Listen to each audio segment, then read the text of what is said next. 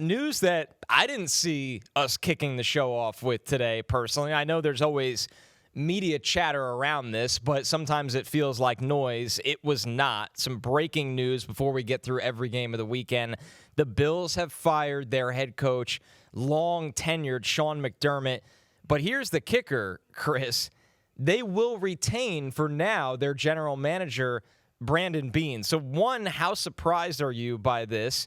They had 0 playoff appearances in their 17 seasons prior to McDermott. Yes, he didn't get over the hump, but obviously did a lot of good there in Buffalo. How surprised are you by the firing of McDermott and the counter side that the GM will stay on? Surprised, not shocked. Surprised, not shocked. Right? I think we all thought, just like we had conversations with Harbaugh and Tomlin in Week 18, and what would happen there. Before last week, I know Florio and I had talked about it a lot as far as if the Bills lost to the Jaguars in the wild card game, there was sentiments out there that people thought in the know that McDermott could be in trouble, a lot like even Matt LaFleur with Green Bay. Similar type of conversation. But then he won the game last week, a big one on the road, and you kind of felt like the conversation kind of, stopped a little bit. We were like, all right, he won. I don't even know if they were more talented than the Jaguars. They did that. They went down to Jacksonville. They pulled off that game. But as I was sitting here today, I just got done Pro Football Talk, doing that with Florio. I'm eating my breakfast. When I saw that news, I was like, wow.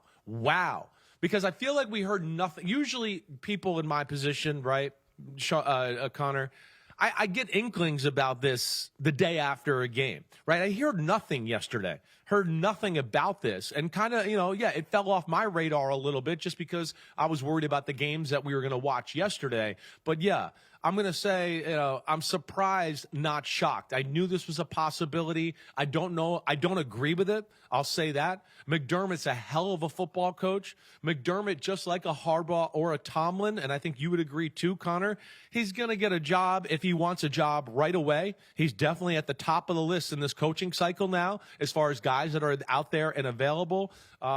It's just crazy to see it all come to an end. And, of course, the game itself was a little controversial, and we're going to break that down too here in a moment. But, yeah, like I said, I didn't know if they would really do this, and I am surprised by it. I'm with you, Chris, that if he wants a job, he can get one, even with some teams already filling their vacancies. The fact is, this is a big shakeup, a big domino on the head. And listen, you have a Tennessee Titans organization that's down to their 3 finalists. Did they kind of open things back up and give him a call? Like you brought up Baltimore, I think that's a great fit. JKN in the chat said every non-Bills fan should be thrilled. McDermott is solid and the GM is a joke. The entire league was laughing at them for not making moves. And I'll add to this, Chris, before I throw to you. At times at the podium, reading the tea leaves, it felt like McDermott was a little frustrated by the lack of aggression that they had at the deadline and maybe even the offseason. Well, that's the conversation here, right? And I got to think even Bills fans are looking at it right now going, what? We just hired, we fired clearly the second greatest coach in the history of our organization. Maybe you could even say, right up there with Marv Levy and the run he did. It was special. You say what you want. I know they didn't get the Super Bowl, and I know everybody's talking about that. But as I've kind of said to defend John Harbaugh a little bit, he took over coaching the Buffalo Bills when they were horrible and they were in the midst of where we were all watching the greatest dynasty in the history of football with the New England Patriots. So, did we think it was just going to be like, oh, yeah, no problem. He'll take over and they'll go to Super Bowls and beat Brady and Belichick. Come on. And then, gets a little unlucky, too, that one of the other great dynasties we've seen in the history of football takes over right after that in the Kansas City Chiefs, and they go to 5 out of 6 Super Bowls. So, with all of that, it is crazy. And I think the world of Sean McDermott, and to your point, and at our man at JKNB there, right? This is something I've argued a lot. I do agree with that comment to a degree, right? We're in this era right now where the GM he gets the ear of the owner. When the team is out there practicing and the coach is coaching the football team, you know where the GM usually is? He's on the sideline with the owner. Or that's where he is during the game, in the box near the owner, right? So you see on Hard Knocks sometimes, we're watching film, the owner's in there with the GM. So that's the inside track to get that relationship and, of course, have the owner's ear a little bit more than the head coach, right? I mean, you've seen that dynamic. Then off of that, all right, there we are. It's what, the number 7 defense in football this year? You've heard me say this. We talked about this on the show. Who the hell's on Buffalo that anybody's game planning for or scared?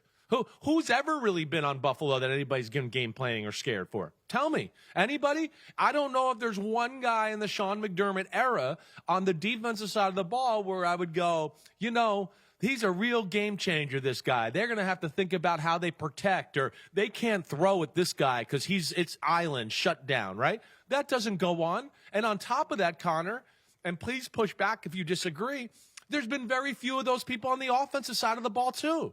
That's the other thing about this, right? Offensively, okay, we had Stephon Diggs for a few years. And towards the end of those years, he wasn't a top-notch superstar number 1 anymore. So I look at that and go, man, McDermott has made the most of that roster. Has he been perfect? No, I understand that.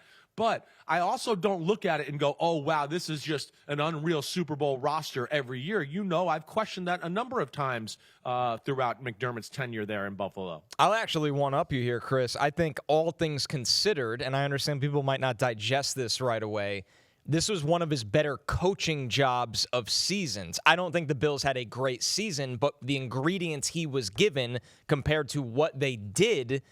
And it's maybe because I sat next to you every week, and you were like, the Bills are a team, if you make them play like one way, or if you do one thing to them, they can survive, they can hang around and win. But when they have to do a couple of, you take away the run game and make them go into a drop back script, or even on the other side of the ball, that you could throw a little bit on them and then open up the run game.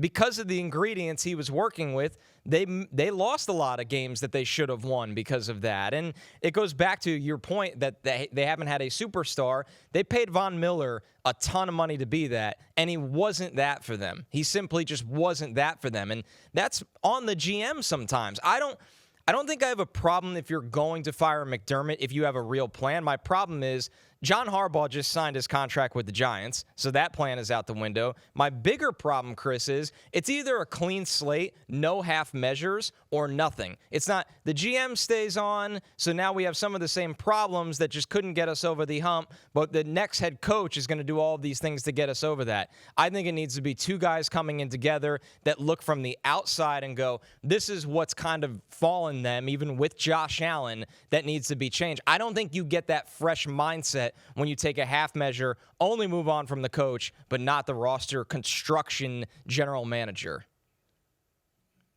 Listen, it's risky. It's risky, right? You know that. You just saw John Harbaugh with the New York Giants. That was obviously one of the situations why they took the deal a few days to get done.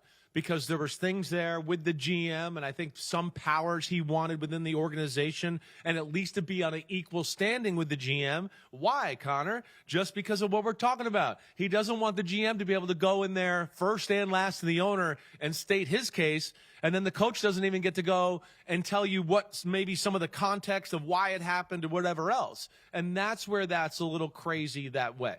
And then to on that point, too, we talk about the defense.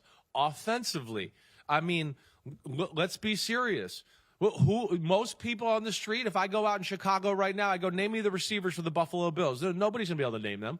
I mean, it might take a few seconds. Okay, Khalil Shakir, right? So there's not game breakers on that side of the ball. I mean, Joe Brady and what he did as far as the OC, I mean, he maximized that. What a great game plan he had the other day. I mean, to do what they do and be one of the top offenses in football, and I would really argue that they don't have a number one receiver.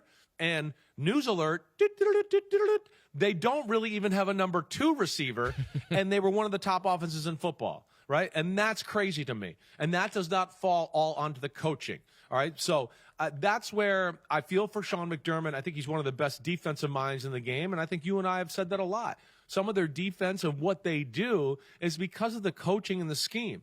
And I don't want to sit here and poo-poo Brandon Beane, because I think Brandon Beane has done a really good job too. I get it.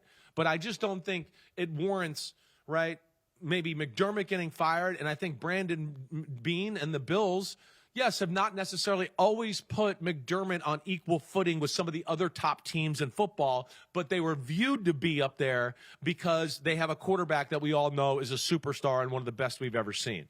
And that's where it's messed up. Now, getting into it a little bit, right? If you really want to break it down, I think there's some moments maybe that Sean McDermott in his career in Buffalo would have liked to do differently. And I think one of those might have happened the other day. I mean, first off, we know he's always going to be held to the fire about, 13 seconds in Kansas City, right? And not managing that situation right.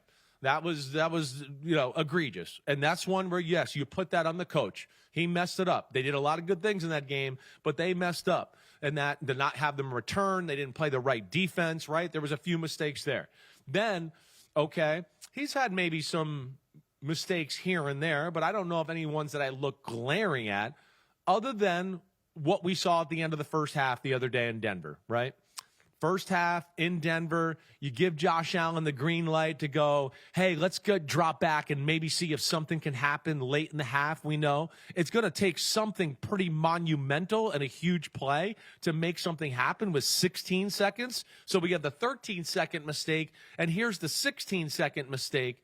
And, okay, my big thing is, why do you put Josh Allen in that situation? And that's where I certainly think ownership and Brandon Beane can evaluate that a little bit and go, wait, what are you doing there? 16 seconds. All right, yeah, Josh Allen, you'd like him to make a big throw or throw it away, but the Red Sea parts, and it's Josh Allen. And he's going to go, wait, I'm going to go see if I can do something, blah, blah, blah, call a timeout, and maybe we can make one more throw to get a field goal. You got to save the player from himself in that situation. That was a situation that certainly dictated the outcome of the football game and hurt them. And I could see an owner and a GM looking at that one going, why did you do that? Was the risk worth the reward? Our old saying that we always say, you can't win the game right here, but you can lose it. And that would be one where you go, ooh, that was a huge part to give the Broncos a 10-point lead going into half. So we're going to have plenty of time this week to dissect this even further, kind of what's next for the Bills on the rest of our shows. But I do want to throw one comment at you, Chris, to get your quick thoughts. Dr. Ganja 99, yeah. McCarthy wouldn't be a bad replacement. What do you think of that? I mean, I don't like it. I don't love that. I don't love that when I hear that, all right? I like McCarthy. I don't know if this is one of the situations I look at to go, yeah, I want him to take over. This is a team that's, I do think somewhat ready now, but they have to get some more blue-chip football players, what we talk about. My mind and where my mind has gone since hearing this, and I got to think about it and unpack it in my own brain. So everybody out there, you're getting my live reaction to this whole thing, really. I would not be shocked to see the thing Joe Brady could end up being the next head coach there. I would not. Joe Brady's one of the better OCs in football. You see the game plan he had on Saturday. It was pretty special against a very good defense. And like we talked about, not superstar talent on the Bills' offense.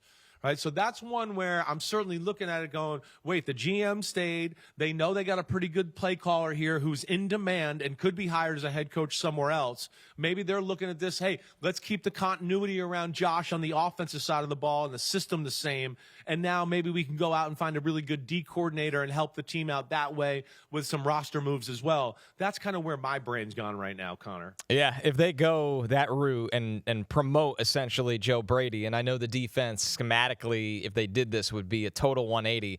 But they better go give Brian Flores $8 million if you really want to excite the fan base. But the problem is that's just a total schematic change as well. That would be the talking point. I don't think Bills fans would hate promoting Joe Brady, Chris, but what is the defensive coordinator pool out there right now? We hear Anthony Weaver, Jim Leonard, obviously Brian Flores if he didn't get a head coaching job. I think the problem with this exact opening, Chris, is the bar for the Bills, rightfully so with Josh Allen and how close they've come, is Super Bowl. Make a Super Bowl. Yes. And you have to wonder what the hiring process is. And I'm not saying it's impossible. It's just a little difficult over the next week or 2 weeks where the fans think, okay, now I believe we can go to the Super Bowl. Yeah, it's for head coaches out there, they're going to go, wait, it's a great job. A lot of stuff is in place already, and we have a superstar quarterback. But within that, like you're kind of talking about, whoever takes over, they're going to be like, you're taking us to the Super Bowl this year, right? I mean, Super Bowl right away, right? No problem. And so the expectations are going to be high right off the bat, right? And that's where it's crazy. It was a crazy game on Sunday. It was a fun, or Saturday, I should say. It was a fun game. And I think what's on top of it, I think that is even maybe more bothering about the McDermott thing, and I know we're going to break this down in a minute, but it felt like in a lot of ways that Buffalo was the better football team on Saturday against the Denver Broncos. They blew opportunities, some of them themselves, and then also they got screwed over by the refs late in the football game too. And that's where you really feel for Sean McDermott, because I certainly think the Broncos benefited more from some of the calls in that football game than the Buffalo Bills did. All right, so the head coaching vacancies / hires right now. The Giants wisely got the ink on the contract with John Harbaugh this weekend. He's expected to be introduced on a Tuesday press conference. The Falcons quickly got Kevin Stefanski there as well. So those are the only two official ones. The Titans, as I've said, are apparently down to a couple finalists here, although we'll see how Sean McDermott entering the market changes things. Robert Saleh and Matt Nagy, two of those finalists for Tennessee. The Browns have been interviewing a lot of people. The Raiders, Cardinals have been actually a little quiet lately, as have the Ravens. The Dolphins, we know Jeff Hafley could be a finalist there. The Steelers' job, we'll see if they're waiting on somebody maybe like Chris Shula as the playoffs kind of end here. Now the Bills are officially looking for a head coach. So, Chris, we'll have plenty of time to go through this coaching carousel throughout the week. Yo. Thanks for watching, homies. We are now in the NFL season here on Chris Simms Unbuttoned. Hit subscribe to get our weekly picks, game recaps, film deep dives, and much, much more. Thanks again for watching. Subscribe, rate, review. Peace out. You know where to find us.